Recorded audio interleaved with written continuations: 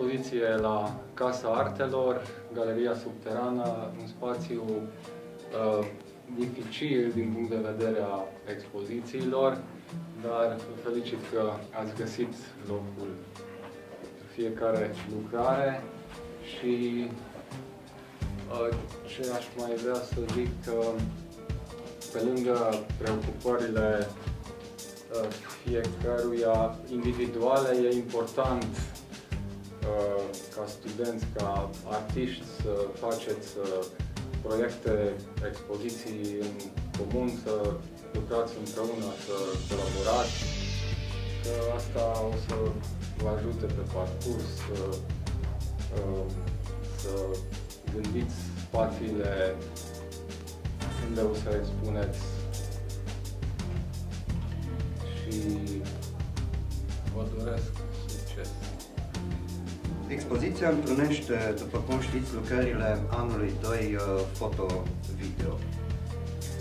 Am numit-o atemporal și puteam să o numesc și aspațial, pentru că lucrările sunt realizate în perioade și etape diferite, tematici diferite, tematici școlare și extrașcolare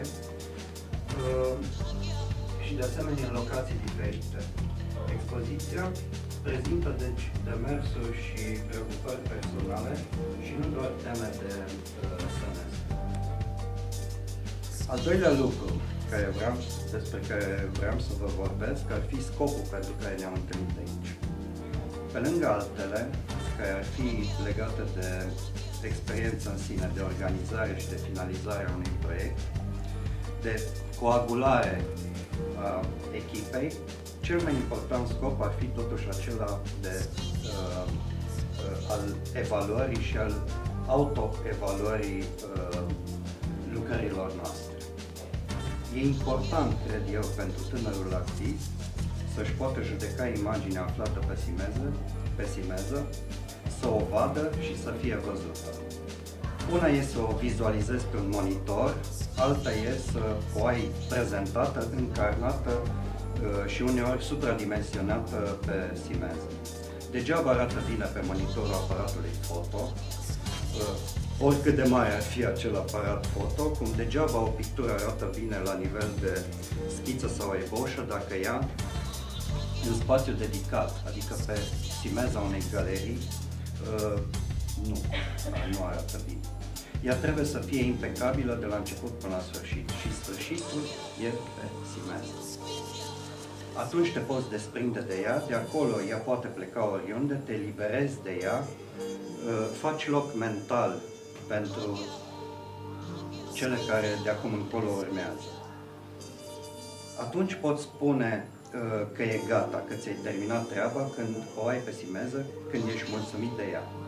Și sunt mari șanse, dacă tu ești mulțumit de ea, și privitorul să fie mulțumit de ea. Sau potențialul colecționar, iubitor de arte.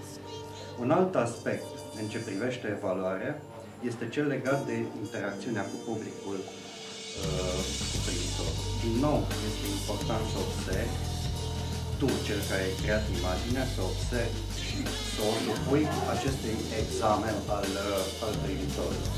Ok, eu am făcut-o.